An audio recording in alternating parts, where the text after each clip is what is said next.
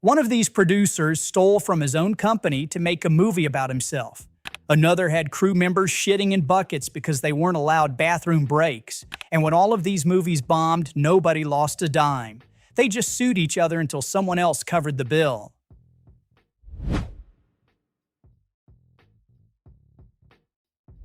Christopher Malik was a pioneer in online porn payment processing. Made a fortune running ePassport, which handled transactions for most adult sites back in the aughts. And somewhere along the way, he decided Hollywood needed to hear his story. So he financed a movie about himself called Middlemen. Except in this version, he's the moral guy trying to navigate a corrupt industry. Budget was $21.5 million. Only problem was, Malik funded part of it by stealing from his own company. The movie wrapped in 2008, and they showed it at Cannes in 2009. Got some okay reviews, but couldn't find a buyer. Eventually, Paramount stepped in, but on very specific terms. They'd distribute it, but Malik had to pay for everything. All the marketing, all the advertising. He spent nearly $7 million on the campaign and cut a deal where he'd keep most of the revenue if it actually made money. Paramount released it in August 2010. The plan was to start small, maybe 250 screens, then roll it out wider if it caught on. It opens and makes about $300,000. Not great, but you could still expand if word of mouth built. Second weekend it cratered, lost 70% of the audience. Paramount pulled the expansion and the movie vanished. Final take was $754,000. Month later, Visa shut down ePassport. The company collapsed. Investigators traced the embezzlement back to Malik, and he's looking at a $12 million judgment. But then, 6 years later, Malik files a lawsuit against Paramount. His claim was that Paramount torpedoed the release. They were supposed to go limited and expand gradually, but instead they bailed when it didn't pop immediately. According to Malik, the studio killed any chance the film had to find an audience organically. But the real meat of the lawsuit was about streaming and TV money. The distribution deal said Malik would get 80% of anything the movie made outside theaters. Streaming, cable, international TV, all of it.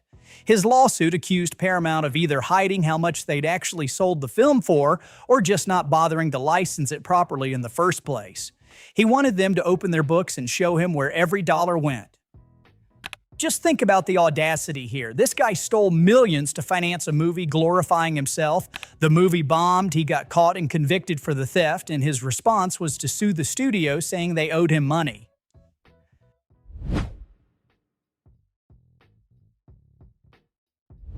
Paramount spent $135 million on this sequel after the first one made over $360 million worldwide. Opened in June with about $35 million domestic, which was already a huge drop from what the original did. Then it had no legs, lost 60% of its audience the next weekend, lost another 60% after that.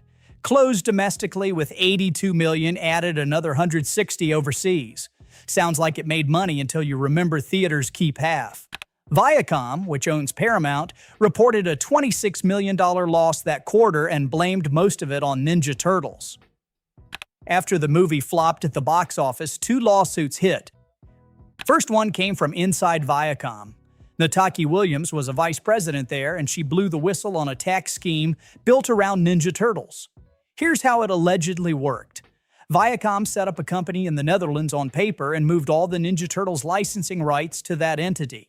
But the actual work, every deal, every contract, every bit of business, still happened in New York. Williams said this was deliberate tax avoidance.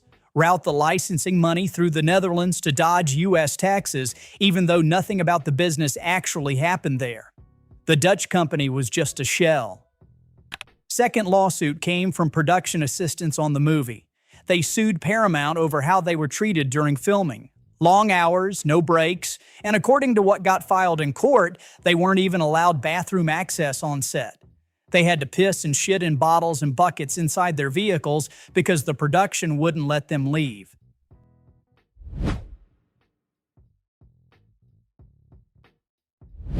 In 1998, someone published a book about how the Oxford English Dictionary got made. A professor working with a schizophrenic murderer. He was locked up in an asylum but sent in thousands of word definitions anyway. Studios immediately fought over the rights because it seemed like obvious Oscar bait. They tried casting Dustin Hoffman, then Robin Williams. Hired different writers, but none of the scripts worked. Mel Gibson kept developing it for years. Finally, in 2014, Voltage Pictures stepped in to finance it. $25 million budget, and they'd shoot in Ireland for tax breaks. In 2016, they cast Sean Penn opposite Gibson and started filming. Then everything collapsed over where to shoot. Voltage wanted to film everything at Trinity College in Dublin because it was cheaper. Gibson insisted on shooting key scenes at Oxford because that's where the actual story took place. They asked for $2.5 million more to film there with hundreds of extras. Voltage said no. Production ran over budget by about $1 million, went a couple days past schedule, and then Voltage pulled the plug. Scenes that were essential to the story never got filmed, and then Voltage took all the footage they had and started cutting the movie themselves. That's when Gibson finally had enough and sued them. His contract had Final Cut written in, so legally he was supposed to deliver the finished film, but Voltage was editing their own version without him. The lawsuit said that was breach of contract. They were distributing a film he never approved. Gibson wanted a court order stopping Voltage from showing their cut to anyone or selling it. Voltage ignored the lawsuit and took their cut to Toronto Film Festival anyway, tried shopping it around, even pitched it to Netflix. Nobody would touch it. The star and director were in court trying to stop the film from existing. But in June 2018, the lawsuit lost. Court said Voltage had the rights to finish and distribute. Voltage completed the movie on their own. The director took his name off the credits and used a fake name instead. It came out in 2019 through some tiny distributor who released it on streaming and in a handful of theaters at the same time. They never even reported what it made theatrically. Overseas, it scraped together about $5 million, and that was it.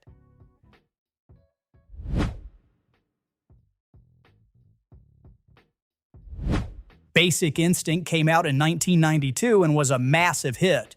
So naturally, they wanted a sequel, except nobody could figure out how to make it. Directors kept coming and going, start dates kept getting pushed, and by 2001, MGM just dropped the whole thing. That's when Sharon Stone sued. She had a pay-or-play deal worth $14 million, plus 15% of gross receipts, plus all these insane contractual perks, including cast approval. The contract said the movie had to be made by the end of 2000. MGM didn't make it. So Stone sued the financiers Andy Vigna and Mario Kassar for breach of contract. They settled at the end of 2004, and that settlement forced the movie into active production, which meant they actually had to make Basic Instinct 2 now, whether anyone wanted to or not. The director they eventually hired, Michael Caton Jones, later admitted he was completely broke and had to take whatever work came his way. He called Basic Instinct 2 this poison chalice that had been passed around, and eventually it arrived at my door. They scraped together $70 million from German tax shelter money and various international distributors. MGM agreed to distribute it in the US, but made it very clear they were just renting out their distribution network.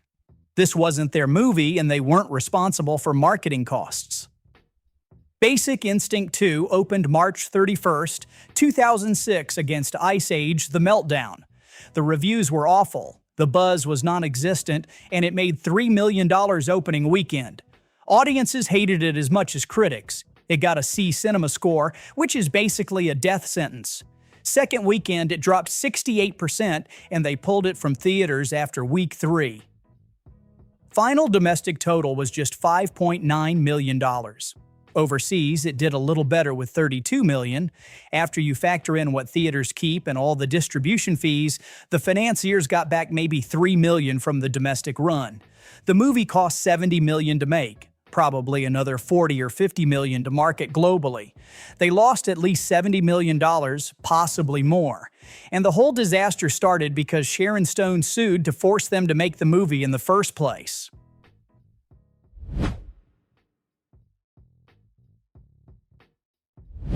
In 2004, DreamWorks won a bidding war for a spec script called The Island, paid $1 million for it, immediately set a summer 2005 release date, and rushed it into production. Michael Bay directed it for $124 million. The though he had to cut some expensive sequences when DreamWorks got nervous about the budget.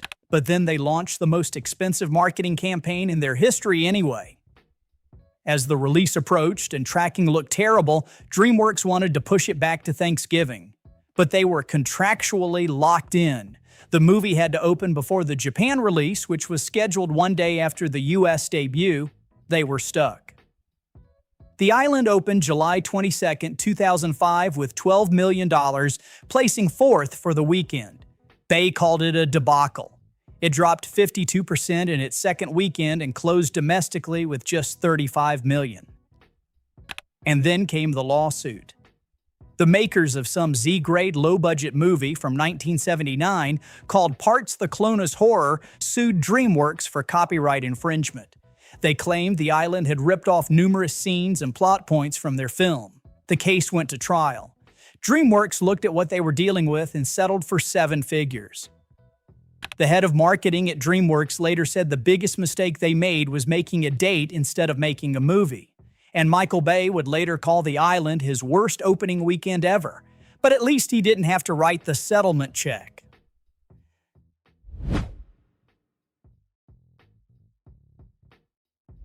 Rules of Engagement had a $70 million budget split evenly between Paramount and a company called 7 Arts Pictures. 7 Arts was run by a guy named Peter Hoffman. Remember that name? The movie came out in the spring of 2000. Reviews were mostly poor, and critics slammed it as possibly the most racist film ever made against Arabs. The screenplay was originally set in an unnamed Latin American country, but the studio decided they'd rather offend Arab audiences than Hispanic ones, so they changed it. Despite the terrible reviews, it actually won its opening weekend with $15 million and had decent holds. Closed domestic with $61 million. Paramount saw about $33 million back, which probably covered their marketing and their half of the budget once ancillary sales kicked in.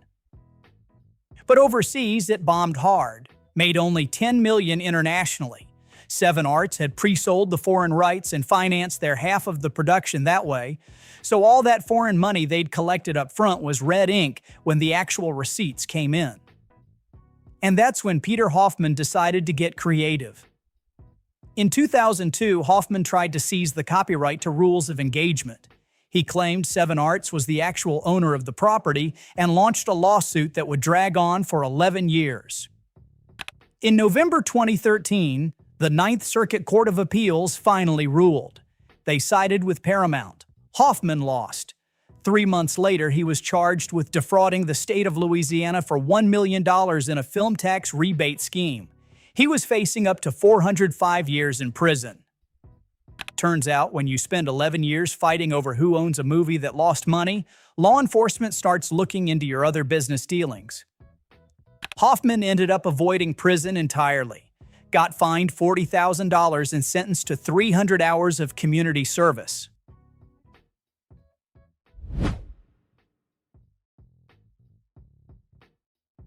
Brad Weston had just become the head of New Regency, and his first deal was co-financing Broken City with a production company called Emmett Furla. Budget was about $48 million. They expected $28 million from pre-sales, but got just $17 million. So Nemesis Finance, which was supposed to be a co-financier, changed their role to a lender instead and put in $5.3 million. Then Nemesis discovered something. Emmett and Furla had been lying about how much debt was being loaned against those pre-sales. They fabricated the numbers so they could deposit less money into the residual reserve they owed to the major guilds. This fraud exposed Nemesis to possibly losing $1.6 million that might never get returned to them. In 2013, Emmett and Furla defaulted on the loan from Nemesis. Nemesis sued them for $6.2 million for fraud and damages. Meanwhile, the movie itself bombed. Fox released it in January when Zero Dark 30 and Silver Linings Playbook were already in theaters. It opened at number 5 with $8 million, dropped 51% the next weekend, made less than $20 million domestically, did another $14 million overseas. The lawsuit dragged on for 3 years. Finally, in September 2016, both parties settled. Nemesis never got back what they were owed.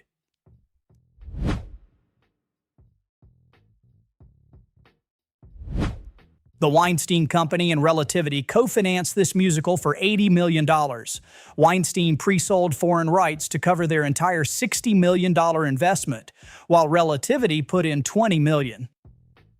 The contract was very specific. 9 had to be released during Thanksgiving. The marketing budget had to be at least $35 million, with $25 million spent before opening day. And it couldn't be a limited release. It had to open wide on 2,500 screens. The Weinstein Company couldn't get the movie finished in time for Thanksgiving. They pushed it to December 18th as a limited release, planning to expand it wide over Christmas. This immediately violated the contract and also screwed over Relativity, because they had another movie, It's Complicated, coming out Christmas weekend targeting the same audience, and Weinstein didn't spend the $35 million on marketing that the contract required. 9 opened in 4 theaters with a decent per-screen average. The next weekend it expanded to 1,412 screens and broke another contract term since it was supposed to go wide on 2,500 screens. Made $5.5 million, placed 8th. It fizzled out at less than $20 million domestically. Overseas did another $34 million, but most distributors had overpaid for it and lost money. Relativity sued the Weinstein Company for $20 million plus interest. Their lawyer said Weinstein never had the money to properly market the film, concealed his financial problems, ran a disorganized campaign, and screwed up the release date. All of this caused the movie to bomb and Relativity to lose nearly their entire investment.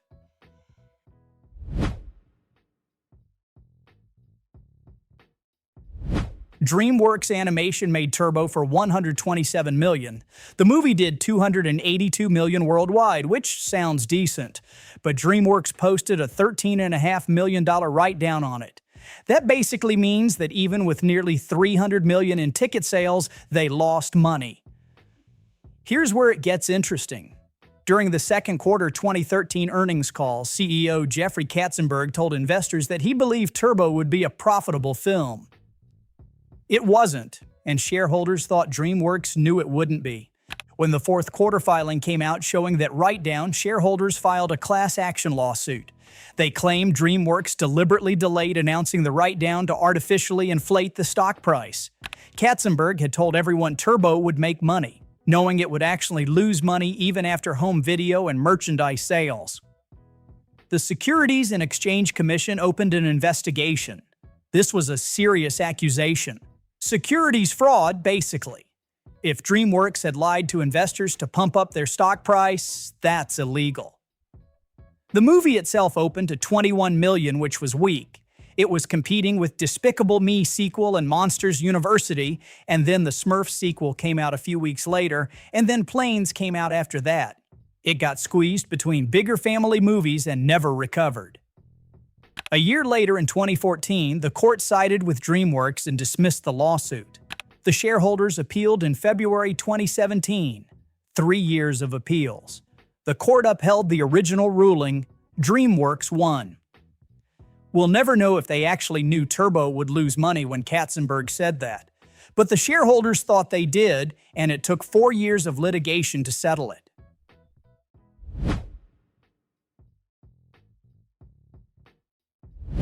Robert Rodriguez needed $65 million to make the Sin City sequel. He got financing arranged through some Russian company called Aldemisa, but he only secured enough cash to get through filming, which is a problem when your entire movie is shot on green screen and all the actual costs come from visual effects in post-production. The footage sat on a shelf for a year because he didn't have money to finish it. Then visual effects company Prime Focus made a terrible deal. They agreed to do all the visual effects for free in exchange for equity in the film's back end. Plus, they invested $12.5 million of their own money into it. This kind of deal is what pushed visual effects companies like Digital Domain into bankruptcy. Prime Focus devoted most of their internal resources to Sin City 2, which meant they couldn't take on other paid work. They were betting everything on the movie succeeding. The movie bombed. Opened to $6 million, placed 8th. Dropped 64% the next weekend, then 68% after that. Made less than $14 million domestically and another $25 million overseas. The first Sin City had made $84 million internationally. This one did a third of that.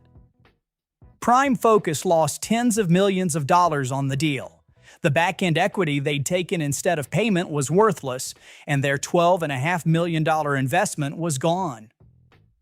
But Rodriguez had his own problems. Aldemisa hadn't paid him $7.7 million they owed him for both Sin City 2 and his other flop, Machete Kills.